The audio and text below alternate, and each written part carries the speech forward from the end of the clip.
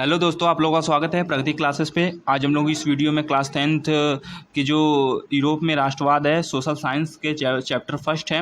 इस social science में जो चैप्टर फर्स्ट है और हिस्ट्री का चैप्टर फर्स्ट है यूरोप में राष्ट्रवाद, उसका ऑब्जेक्टिव क्वेश्चन आंसर देखने वाले हैं।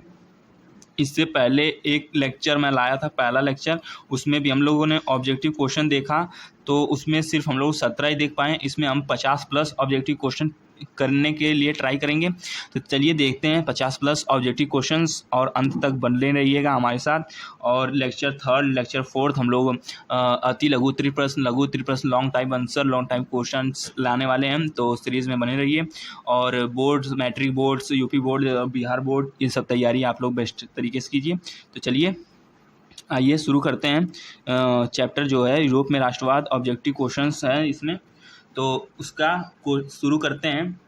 तो चलिए, पहला क्वेश्चन क्या है, इटली तथा जर्मन वर्तमान में किस महादेश के अंतर्गत आते हैं? इटली जो है और जर्मनी वर्तमान समय में किस महादेश के अंतर्गत आते हैं? ऑप्शन ए है उत्तरी अमेरिका, बी दक्षिणी अमेरिका, सी यूरोप और डी पश्चिमी एशिया। तो आप लोग अगर चैप्टर पढ़े होंगे, और ये तो सिंपल लॉजिक है, आप लोग सोच सकते हैं ये किस महादेश के अंतर्गत आते होंगे। तो सोच लीजिए, मैं आंसर आप लोग दिखा देता हूँ, शो कर देता हूँ। तो आंसर है सी, यूरोप में आते हैं। तो इसका आंसर है सी, यूरोप में आते हैं। आइए चलिए सेकंड नंबर पे चलते हैं। सेकंड नंबर हम क्वेश्चन क्या हम लोग से कहता है, तो फ्रांस में किस शासन वंश की पुनः स्थापना वियना कांग्रेस द्वारा की गई थी? तो ए हैब्सबर्ग, बी आलिया वंश, सी बुर्बो वंश, डी जारा शाही वंश। तो तीनों ऑप्शन में से आप लोग चैप्टर पढ़े होंगे तो आप लोगों को पता होगा, आप लोग आंसर लगा लिए होंगे। मैं आंसर दिखा दे रहा हूँ आप लोगों को। तो आंसर है बुर्बो वंश का, जो सी बुर्बो वंश का हुआ था। तो आइए चलिए तीसरे को देखते हैं, तीसरा क्या कहता है। मैजनी था उसका संबंध किस संगठन से था? ए लाल सेना, B carbonari, C Philike Hetaireia, D diet. तो इसका जो मैजनी था उसका संबंध किससे था? तो चलिए आंसर इसका देख लेते हैं। आंसर इसका है बी कार्बोनरी जो था। तो आइए अब चौथा देखते हैं। इटली और जर्मनी के एकीकरण के विरुद्ध निम्न में से कौन सा था? इंग्लैंड, रूस, ऑस्ट्रेलिया, फ्रांस, मतलब प्रसा। तो कौन था इटली और जर्मनी के एकीकरण के विरुद्ध? तो ऑप्शन इसका आप लोगों ने लगा लिया होगा, मैं आंसर शो कर दे रहा हूँ। तो इसमें का सी है ऑस्ट्रेलिया था, जो नहीं चाहता था। तो पांचवा आइए देखिए, पांचवा, काउंट काबूर को विक्टर इमैनुअल ने किस पद पर नियुक्त किया? तो सेनापति, फ्रांस में राजदूत, प्रधानमंत्री, गृह मंत्री। तो इसका ऑप्शन आप लोग लगा लिए होंगे। आप अगर नहीं लगाए हैं तो अगर चैप्टर पढ़े होंगे तो याद होगा अच्छे से, अगर तब भी नहीं तो मैं आंसर शो कर देता हूँ। इसका आंसर होगा शायद सी, प्रधानमंत्री। इसका आंसर है सी, प्रधानमंत्री के पद पर नियुक्त किया था। आइए छठवां देखते हैं। गैरीबॉल्टी पेशे से क्या था? गैरीबॉल्टी जो था वो पेशे से क्या था? सिपाही था, किसान था, जमींदार था, नाविक था। तो ये था नाविक, पेशे से नाविक था। आइए सातवां देखते हैं। जर्मन राइन राज्य का निर्माण किसने किया था? तो लुई 18वां ने, नेपोलियन बोनापार्ट ने, और सी नेपोलियन द्वितीय ने, डी बिस्मार्क ने। तो इसका जो राज्य का निर्माण किया था जर्मन का, वो किया था नेपोलियन बोनापार्ट्स ने, बी किया था, बी जो नेपोलियन बोनापार्ट्स रहेगा। आठवां देखते हैं।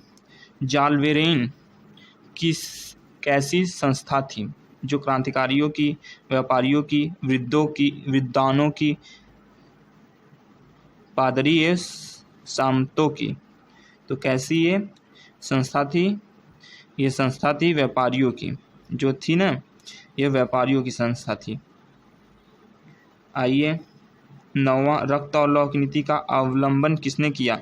रक्त और लौह की नीति का। ये तो बहुत ही इम्पोर्टेंट क्वेश्चन है, ये आप लोगों को पता होना चाहिए। रक्त और लौह की नीति का अवलंबन किसने किया था? अवलंबन ये किया था बिस्मार्क ने, रक्त और लौह की नीति का। आइए 10वां, फ्रैंकफर्ट की संधि कब हुई? जो फ्रैंकफर्ट की संधि हुई थी कब हुई? 1864, 1866, 1817, 1871। या आइए 1871 के बाद आगे चलते हैं।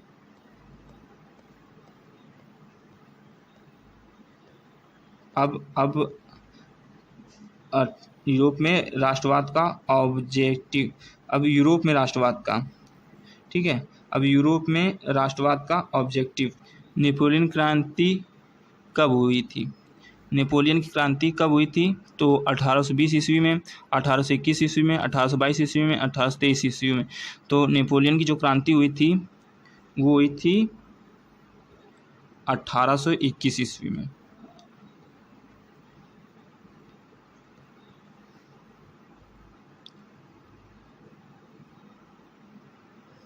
चार्टिस्ट आंदोलन कब हुआ था? तो ये चार्टिस्ट आंदोलन फ्रांस, ऑस्ट्रेलिया, हंगरी, इंग्लैंड आंदोलन कहाँ हुआ था? कब नहीं, कहाँ हुआ था, किस जगह हुआ था? तो ये हुआ था, कहाँ हुआ था? इंग्लैंड में।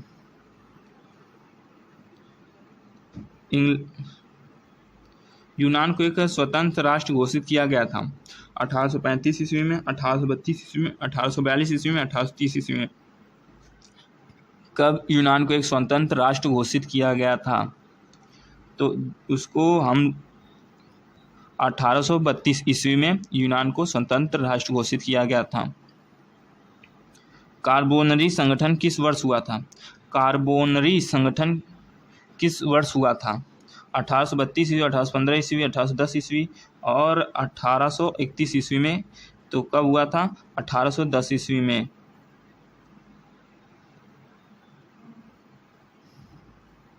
15वां है एड्रियानोपुल की संधि कब हुई? 1828, 1829, 1830, 1931 ईस्वी में। तो ये हुआ था 1829 में। आइए एड्रियानोपुल की संधि किन दो देशों के बीच हुई थी? तुर्की रूस, यूनान पोलैंड, तुर्की हंगरी, हंगरी पोलैंड। तो ये किन दो देशों के बीच हुई थी? ये दो देशों के, तुर्की और रूस के बीच हुई थी। सेडान का युद्ध किनके बीच हुआ? जो सेडान था, सेडान का युद्ध किन के बीच हुआ था? प्रसा और ब्रिटेन, ब्रिटेन और फ्रांस, फ्रांस और प्रसा, प्रसा और रूस। तो ये हुई थी फ्रांस और प्रसा के बीच। आइए 19वां, पोलैंड के विद्रोह को किसने कुचल दिया? पोलैंड के विद्रोह को किसने कुचल दिया? रूस, ब्रिटेन, ऑस्ट्रेलिया, फ्रांस। तो इसके विद्रोह को कुचला था रूस ने कुचल दिया था।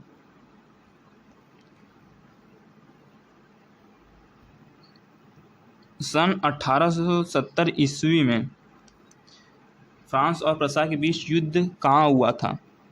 सेडान में, सेडेवा, साइडान, फ्रैंकफर्ट। कहाँ हुआ था?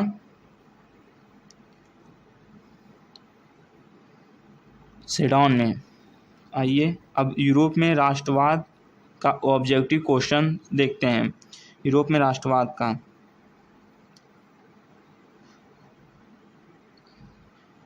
यूरोप में जो राष्ट्रवाद था उसका ये तीसरा भाग है ऑब्जेक्टिव क्वेश्चन का। इसी वीडियो में तीसरा भाग है, क्योंकि 10-10 करके मैंने 3-4 पार्ट लिया है। अभी तक करीब 2 पार्ट हुए हैं, तीसरा पार्ट है, इसके बाद चौथा पार्ट आएगा 31 से। फिर मतलब ये तीसरा पार्ट है। 1 से 10 तक पहला पार्ट, 11 से 20 तक दूसरा पार्ट और 21 से 30 तक तीसरा पार्ट, 31 से 40 तक चौथा भाग और 41 से 50 तक पाँचवा भाग। 5 भाग और 6 भागवे 6वें भागवे में 3 या 4 क्वेश्चन है। तो चलिए आइए तीसरा भाग शुरू करते हैं। तो इसमें क्या पूछ रहा है, यूरोपवासियों के लिए किस देश का साहित्य एवं विज्ञान प्रेरणा स्रोत रहा? जर्मनी, यूनान और तुर्की, और कौन सा है, इंग्लैंड। तो यूनान का था। बी, युवा इटली संस्था का विकास जो था, युवा इटली संस्था का विकास किया।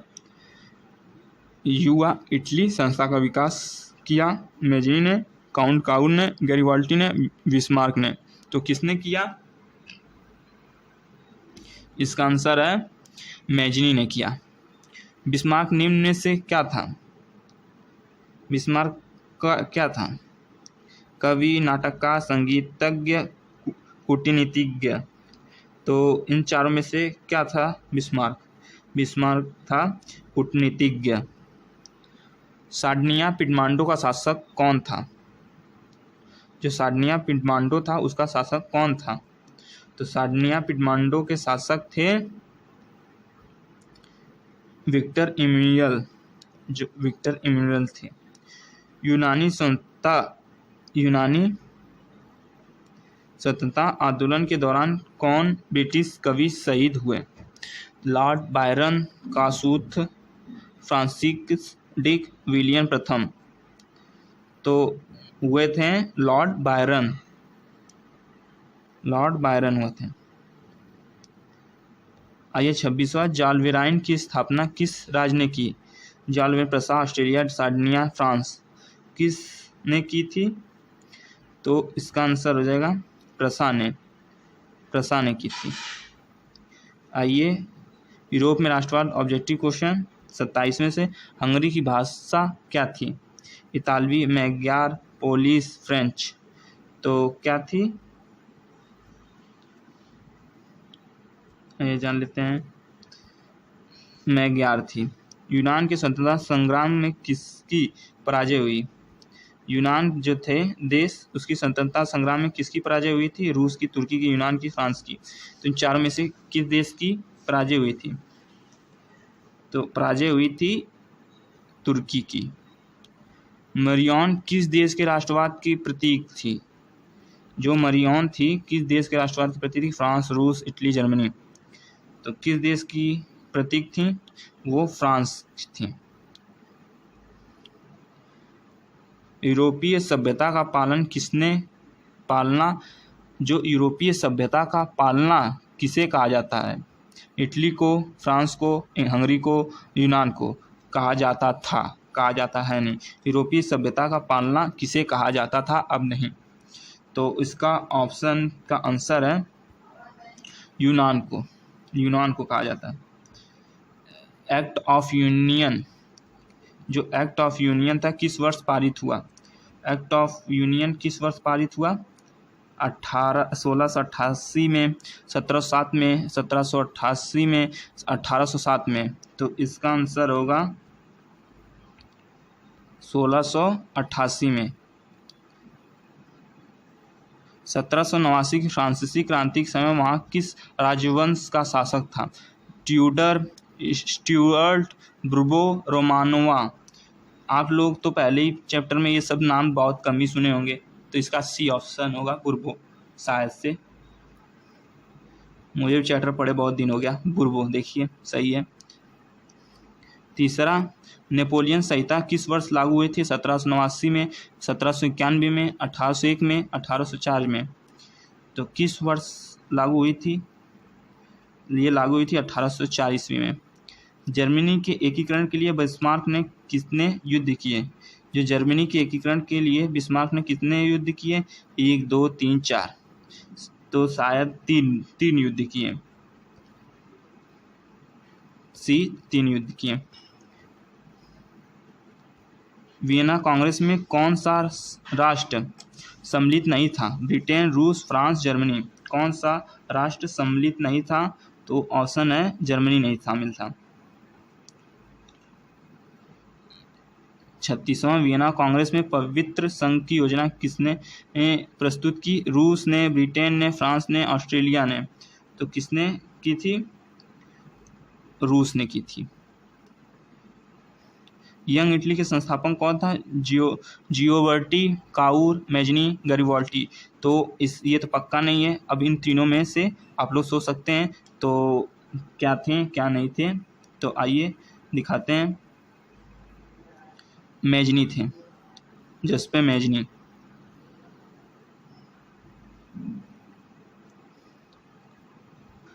38वां, फ्रांस के किस राजा ने कहा था अंग्रेजी राजा की भांति शासन करने अपेक्षा लकड़ी काटना अधिक पसंद करूंगा? फ्रांस के किस राजा ने कहा था अंग्रेजी राजा की भांति शासन करने में अपेक्षा लकड़ी काटना अधिक पसंद करूंगा? लुई 16वां ने, नेपोलियन पापा ने, लुई नेपोलियन ने, चार्ल्स 10 ने। तो इसका ऑप्शन का आंसर है चार्ल्स 10 ने। प्रसा का शासक कौन था? प्रसा का शासक कौन था? नेपोलियन बोनापार्ट, नेपोलियन तृतीय, विक्टर इमरल्स, विलियम प्रथम। तो इसका ऑप्शन शायद डी है, विलियम प्रथम थे।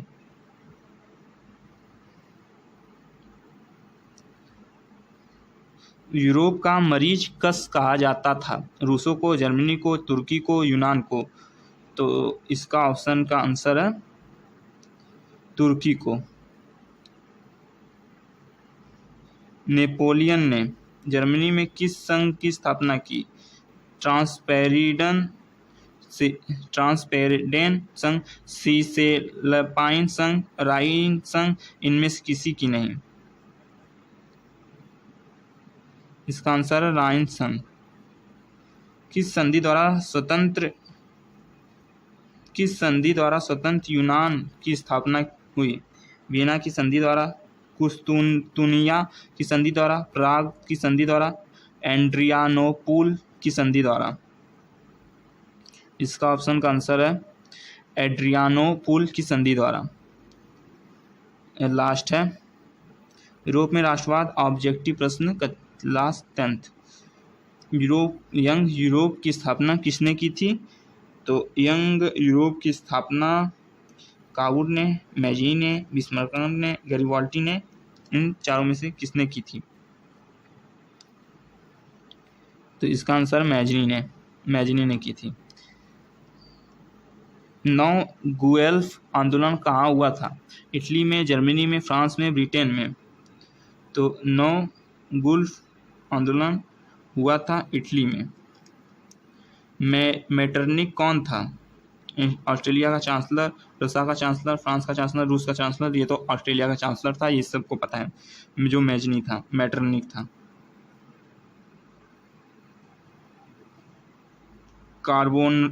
कार्बानारी की स्थापना किस वर्ष हुई थी? 1810, 1815, 1830, 1848 ईस्वी में। तो इसका ऑप्शन का आंसर है 1810 ईस्वी में। 1830 की क्रांति के बाद फ्रांस में किस प्रकार का शासन स्थापित हुआ? निरंकुश राजतंत्र, संघीय शासन व्यवस्था, गणराज्य, संवैधानिक राजतंत्र। तो निरंकुश राजतंत्र ये इसका ऑप्शन का आंसर, मतलब इस क्वेश्चन का ऑप्शन है निरंकुश राजतंत्र।